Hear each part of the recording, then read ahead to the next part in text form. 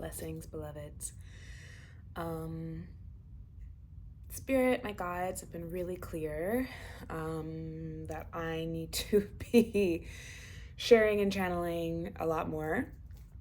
And so I'm not exactly sure what will come from this message, but I know that they're going to use me as the vessel to share what they want to be shared.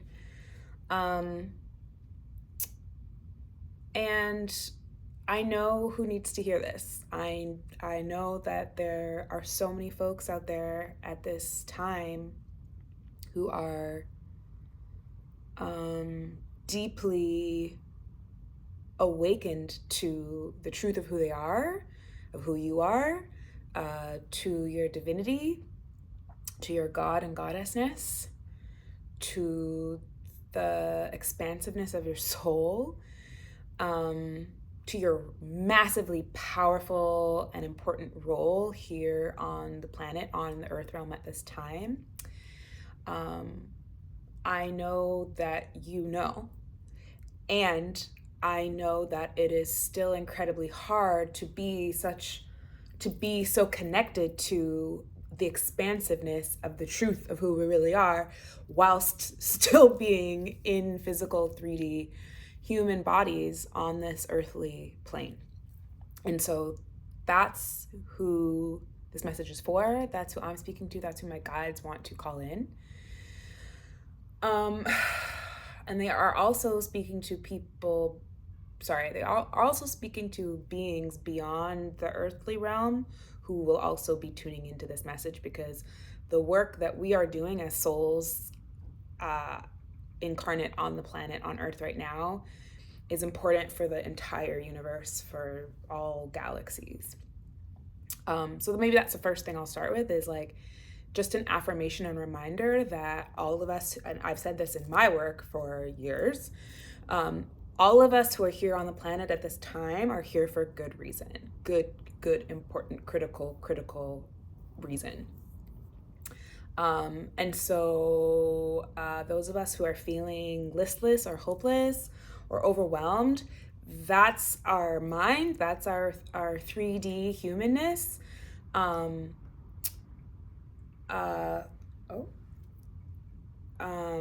that makes total sense. And our work, as much as possible, is to like root into the earth and the sky, up and down, to remind ourselves of who we are. So we are Earth. We are made up of all the materials of the galaxy, including Earth. A reminder that all of our ancestors are on Earth. Everything that has died still exists on the planet, on this planet, and all energy cannot die, it can only change, and so it exists in the universe. But we are Earth. We are made of Earth. Earth is part of us. We are part of Earth. That's incredibly important to continue to be reminded of and to root into. And equally, we are sky. Perhaps more, but whatever. We are universe. We are the cosmos. We are stars. We are divinity. We are souls who chose to come here and have this earthly experience for the healing, liberation, expansion of the entire universe. You did not just come here as a soul to have a lesson, to move through karma for yourself and your lineage and all of your ancestors, and for the collective human body. We came here as souls to have this human experience, to support the liberation and healing and expansion of the entire universe. We are so powerful. We are powerful beyond measure, and we are finally waking up to that power more and more and more and more. And this month in particular, this March 2025, is such a potent month energetically, astrologically, that a lot more of us are going to be turned on, tuned in, more than ever before. That will continue to happen, but this month is like the astrological new year with spring equinox. Like more than ever, those of us who have been doing the work, doing the shadow work, releasing, learning, unlearning, all of that work to support us in anchoring in the truth of who we are, which is divinity. There's a spectrum of where all of us are on that journey. This is a go month. And a go month doesn't mean outward action. It means this is a month of activation, even more internal activation than we have seen in the past. And so my guides also want to remind us, like they're reminding me of Star Wars. Like I try not to talk about light and dark because I find it colonial and anti-Black. So I'm going to talk about like love and not love, and I'm going to talk about bright and shadow. But my guides, the Aurics, want to talk about Star Wars are reminding me like our time here on Earth is very much like Star Wars. There's a reason why a lot of us like science fiction, Afrofiction stuff, this like the battles between, right, bright and shadow, love, not love. So sorry, they're reminding me of Luke, who was put away on, I'm trying to remember if I have this correct, but it's something like Luke was put away, tucked away to be kept safe, not knowing the truth of who he was, right? Like, he just thought he was this little like random dude with these random parents, only to find out that he's Luke Skywalker and he's like this massively important future Jedi warrior, right? Like, so a lot of us have been going through that sort of hero's journey. I don't even like to reference that because white guy. Anyway, but that's what a lot of us have been going through. And what my guides, they brought up a lot of things to me last night. Okay, so one of them was spiritual assassins. Spiritual assassins. Beyond spiritual warrior, okay? I don't subscribe to being a spiritual warrior. I have been a spiritual warrior in many, many, many past lives on this realm and probably other realms as well. And this is the life where I lay down the weapons, because warriors are on the front line. Warriors are in battle. Warriors are sacrificing themselves. Warriors are like carrying so much weight, right? Of like going into battle. Like that is a lot. And in my earthly identity as a queer, genderqueer, Black femme, like to merge the spirit and the earth, it is often expected of me societally that I will take things on, right? That I will be the warrior, that I will be on the front line. You know, we see a lot of queer folks, Black folks, specifically queer Black femmes, trans Black folks on the front lines, literally on the earth plane. And so that is not, no shade, it's just not what I'm interested in doing anymore. It has caused me a lot of harm. And it's time for other people, it's time for other people to be on the front line. So I'm saying that in my like earthly sense, and I'm saying that in my goddessness. Yeah. Spiritual assassin. What they shared with me about spiritual assassins is like, assassins are, so I don't know any assassins personally, but my understanding of assassins are like, you can't know who they are. You can't know who an assassin is. Like part of their role is so to like be hidden so people don't know who you are. Otherwise you can't do your job. And also equally, the guides brought up the Born Identity series, I guess. Like, if I remember that correctly, like the assassins can't know who each other are either. Like that's the depths to which you are like concealed. So like only you and in this case, spirit knows that you are an assassin. And in this case, in Earth School, like a lot of us didn't even know that we were assassins. And when I say assassins, here's what I'm talking about. I am talking about murdering harmful paradigms, murdering hierarchies, murdering systems of oppression and colonialism and extraction and not love, everything that's not love, right? I don't mean murdering the shadow, because shadow is part of our There is no bright without shadow. But we need more love than not love. And shadow has had its hold on Earth for most of Earth's time till now. And what I'm saying is so crucial about being on this planet at this exact time, and what is so potent and juicy and delicious, but also hard and overwhelming about this month in particular, is like, this is a really pivotal switch time between love, not love, the transition from not love to love, and the transition from more shadow to more bright. And so us spiritual assassins are online. We're very much online. And a lot of us have been spiritual assassins, like our energy, even just I don't even like to say qualify it with even. When I am in a space, my energy like clocks the bullshit immediately, and my energy can clock the shadow, and my energy can see through the tomfuckery, even if I'm not like conscious of that.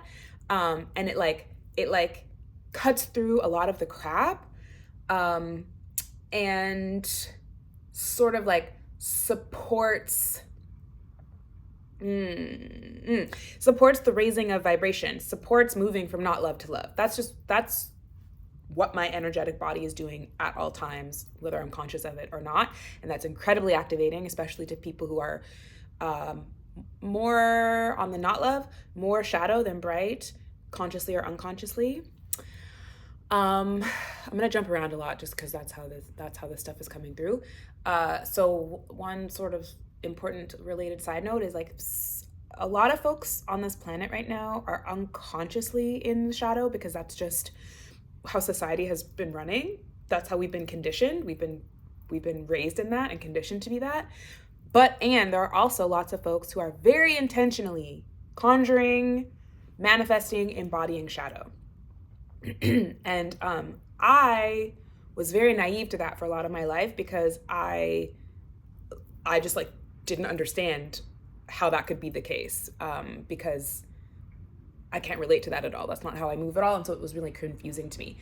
And so that was part of me being asleep to my truth, my divinity, and also asleep to my role as a spiritual assassin. Like, if you're not aware of the shadows of the things that need to be like taken out in a way, like you can't do that job.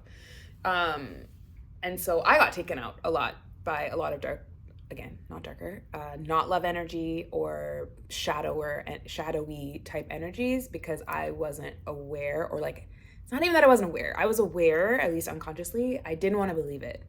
That's the truth. I didn't want to believe it. That there are people who are intentionally and consciously in the shadow. But of course there is, because yin and yang at all times, there's always going to be contrast. Contrast is very much part of the human experience. It's part of the earthly experience. I don't know if it's part of the galactic experience, but probably, I think so. As much as my current understanding can wrap itself around. And regardless, contrast is very much an important part of our earthly experience. We wouldn't know bright without shadow. And a lot of my brightness, and probably all of y'all's who are here, who have found this, because I'm sending out those energetic bat signals to the people who need this, the beings, the souls, and the galactic energies that need this, who align with this messaging. Y'all have learned and like really tuned in and turned on to your love, your ability to anchor deeper into love through not love, through shadow, through facing, embracing your shadow. So it's important. Okay, right. And so on that note, another piece the Aurics shared with me that came last night is Satan, or Shaitan, Lucifer. The etymology, I think that's the right word, of Lucifer is light bringer. Okay? The origin of the word Lucifer is bringer of the light. And actually in Old English, Lucifer was the morning star, and the morning star is Venus. When Venus rose before the sun, that was the morning star, and it was known in Old English as Lucifer. Well, I fucking love this. Venus is my home planet, and I'm saying this to share, and the guides are wanting me to share that what we deem to be demonic or satanic is here, back to what I was saying about contrast, it's here to serve a very specific purpose, to actually support us in bringing forth more light. So in the really earthly, like 3D practical context of the here and now, and I've said this before in my work, Trump, I said this in my book, Trump is a light bringer. And I know that the folks that this is for understand that, and that won't be activating. And there are folks who are going to see this who will be activated by that, and that's fine. Use that. Let yourself be activated into something generative. Trump is a light bringer. That doesn't mean I agree with the shit Trump is doing, but Trump is a light bringer. Trump is ultimate contrast. Elon, ultimate contrast. So that love, we can anchor into love. We can understand love. We can understand more potently and palpably what needs to shift and get to work shifting it. And there are many ways that Earth School could have gone a million different ways. It didn't have to be this way, but here's where we are. And all is as it is meant to be. That can be a really tricky one too. But all is as it is meant to be. Again, that doesn't mean we just like throw our hands up and be like, well, all's as it's meant to be, let me do nothing. Absolutely not. Spiritual assassins. We are here to support a new earth, and that means we are here to murder all the paradigms that have supported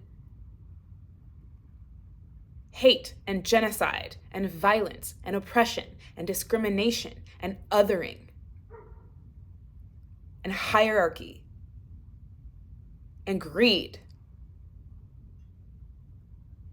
We are here to support a new earth that is based on love and equanimity and harmony and balance and divinity and divine femininity and divine masculinity and ancestral wisdom and indigeneity and being one with the earth and sky. This is what we are here to do. That's why things are the way they are right now. So we can support in doing that. And as I said at the beginning of this, this work that we are doing on this earthly realm is so much bigger than us and so much bigger than the earth. This is literally galactic. And if that feels overwhelming to try on, then don't, you can drop that. Knowing that it's supportive to the collective is enough. Okay, that's a lot. This is long. I'm going to leave it there, and I'm going to invite us into just a couple deep breaths, because let's let that kind of resonate in the body. So let's take a long inhale through the nose. Hold at the top. And exhale at the mouth. Just feeling you root into the earth. Feeling your sit bones maybe lower a little bit. Feeling the ground beneath you.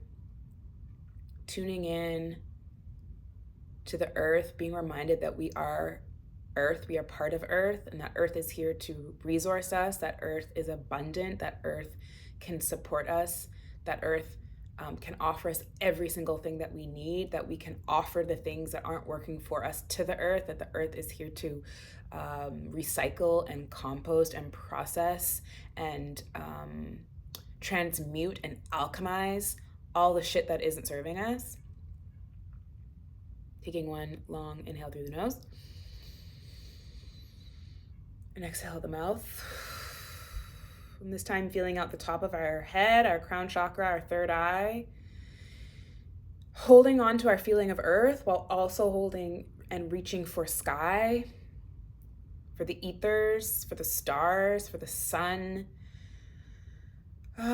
for all the planets, for your home star, whether known or unknown, for all the other galaxies, all the other energies and beings who are supporting us here on Earth at this time, and who we are supporting by being on Earth here at this time, feeling for Earth beneath us and sky, universe, galaxy above us, noticing how that shifts our internal state,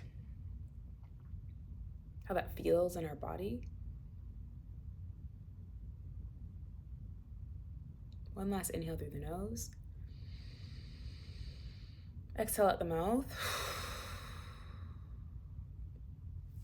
You can bring your hands to your heart, if that aligns for you. And just giving thanks to Spirit, to my guides, the Aurics, to my ancestors, to the earth, to the indigenous stewards of this earth,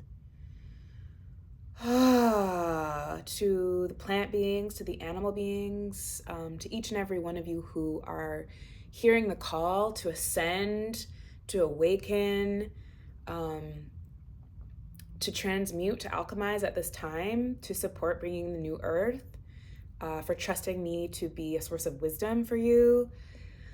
At this time, please take everything that resonates and leave everything that doesn't.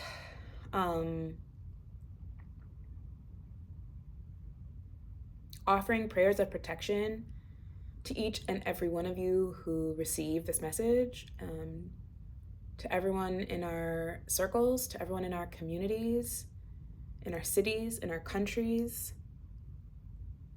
on our continents, across the world, especially those who are subject to genocide and violence and oppression and harm. We send love to Sudan, we send love to Congo, we send love to Palestine. And we do this work for the freedom of ourselves, the freedom of the collective, the freedom of Earth, and the freedom of the universe. And so it is. Ashe and Amin. Thank you so much for being here. Sending you so much love.